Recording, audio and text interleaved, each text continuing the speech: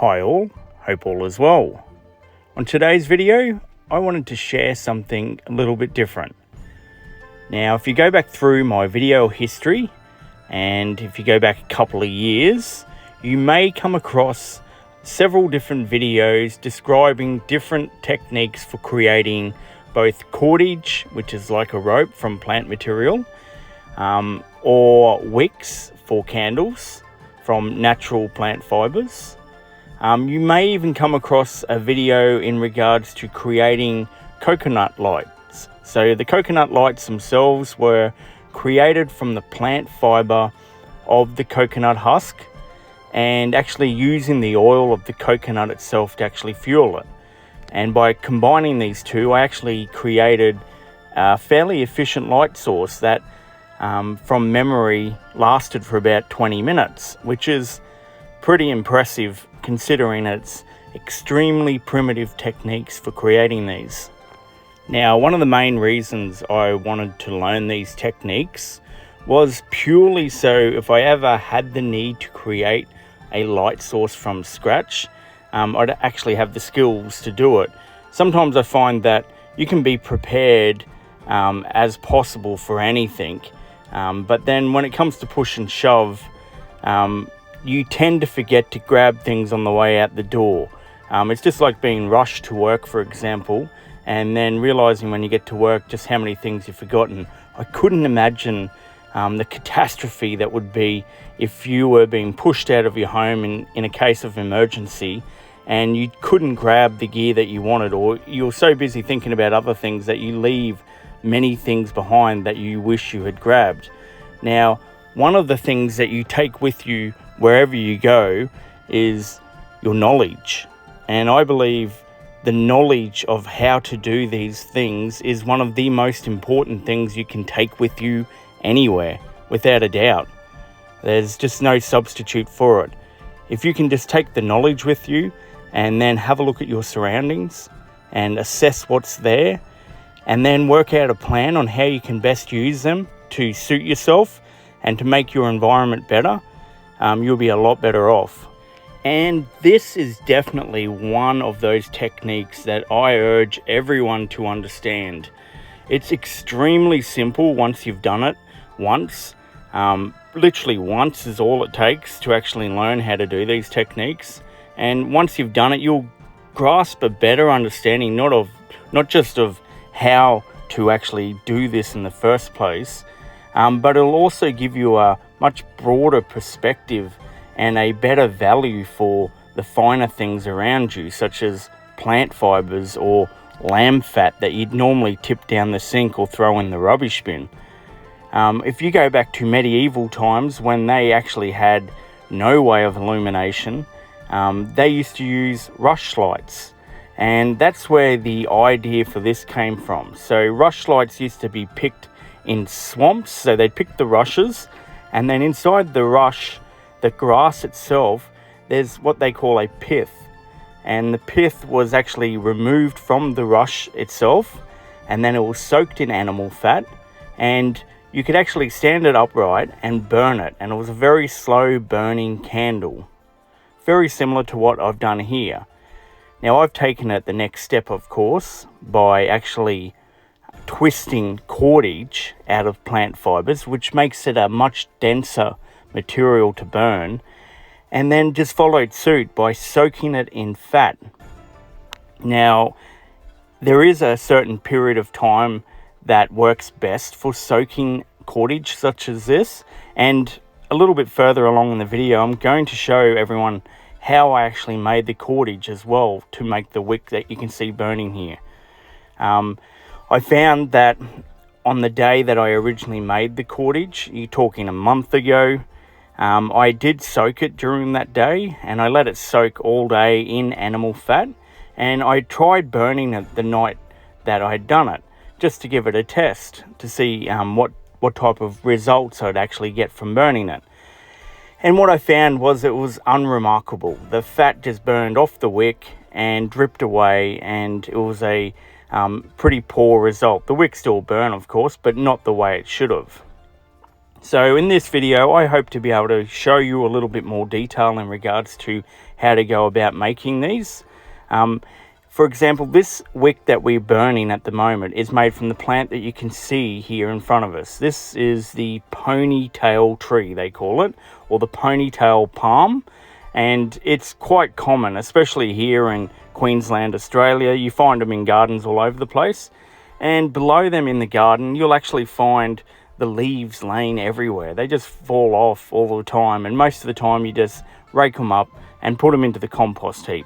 But this is just one of the examples of actually finding something laying around your yard that could actually have real value to you if you ever really needed it.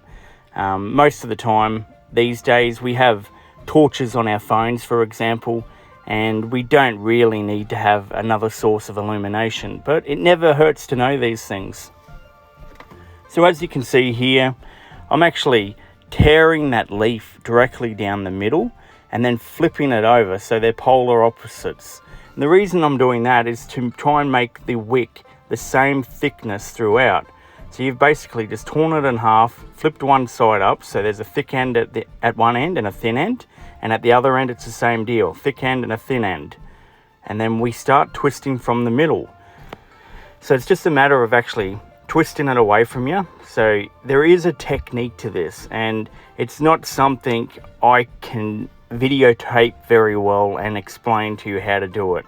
It's something you really have to give it a go yourself. It's just a matter of twisting the fibres until they hoop.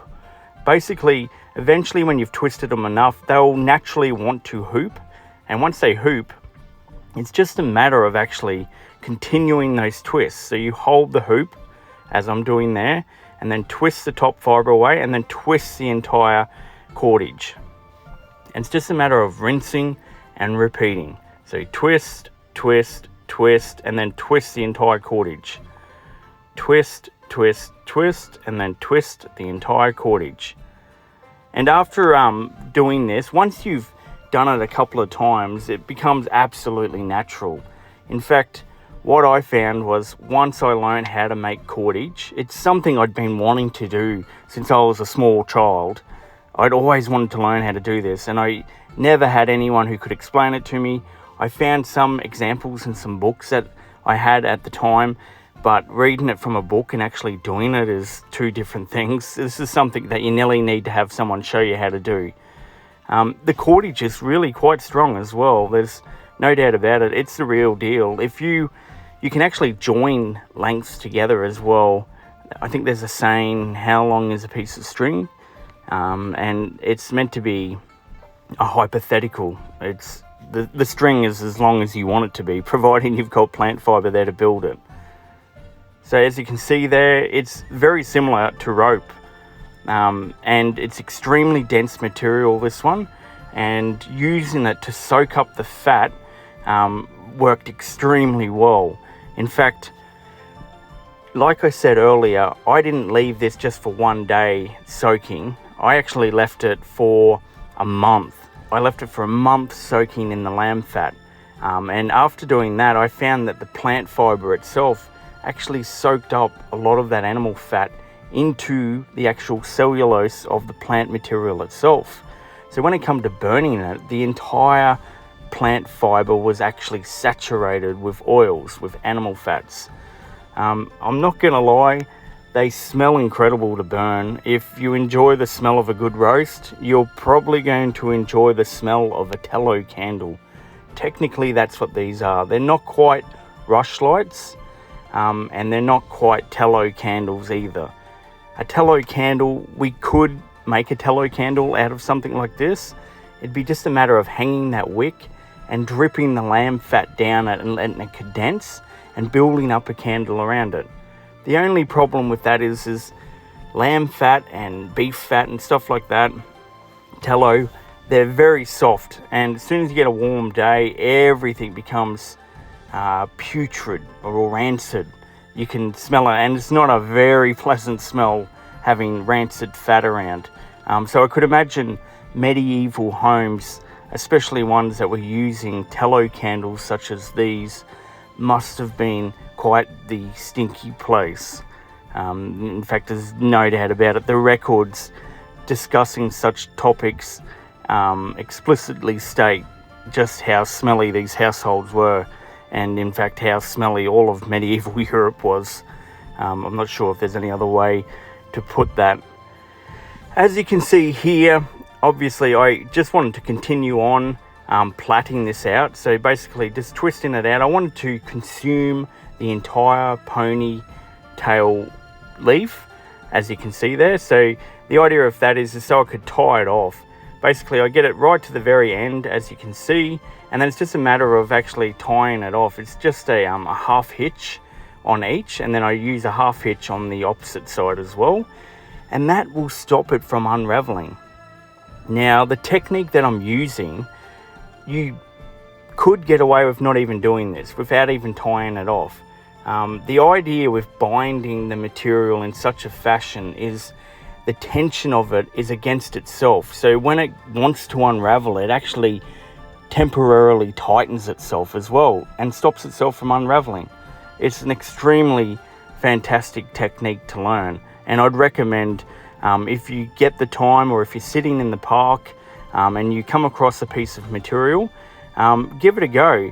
You'll quickly find that a lot of materials don't work though. So for example, this here, this is a different material, believe it or not. This is pandanus. So pandanus you'll find down on the beach.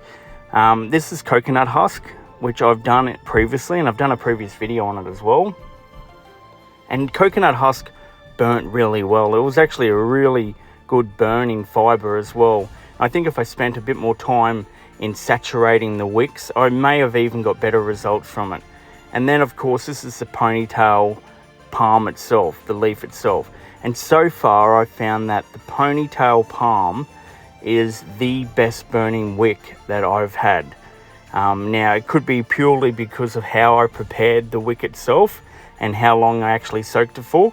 But there's only one way to test that, and that's to do an experiment on different wicks, which I want to do an upcoming video in the future as well.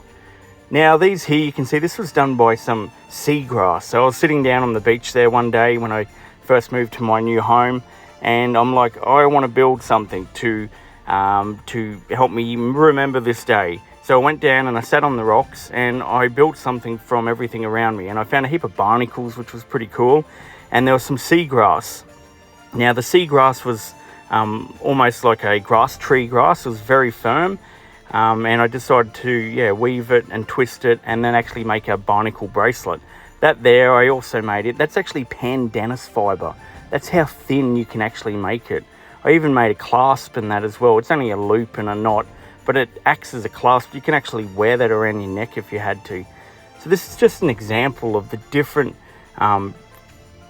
options you have. Once you've learned how to make this cordage, it really opens up a whole new avenue, new paths that you can take in regards to your creativity and survival techniques as well. Now here you can see one of the biggest issues that you have when you're actually burning these wicks. This is exactly the same wick, so it's a ponytail wick, the ponytail palm wick, and it's been soaked in the lamb fat, as I said. But you've got to remember, these only work when they're positioned correctly. So if they're laying flat down, for example, they may burn for a little bit, but you've got to remember the fats in them melt when they heat up. So you really want those fats to be feeding back into the flame to keep the flame burning, which means if you relied on these during the night and you had no other light source, you'd have to try and find a way to actually hold the wicks up.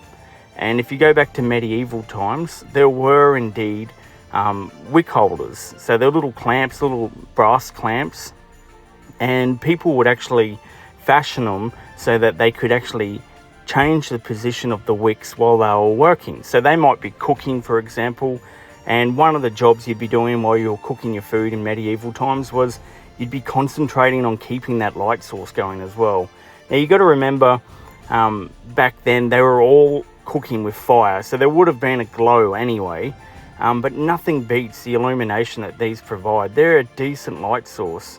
I remember one morning, it must have been 2 years ago now, I woke up, it was about 3 o'clock in the morning, and I'm like, today I'm going to make my breakfast by the light of my coconut lights that I've made, just to experience it, just so I can get a better understanding of what these people went through in medieval times. And I know I cannot possibly imagine what that must have been like. We're very fortunate in today's world, without a doubt.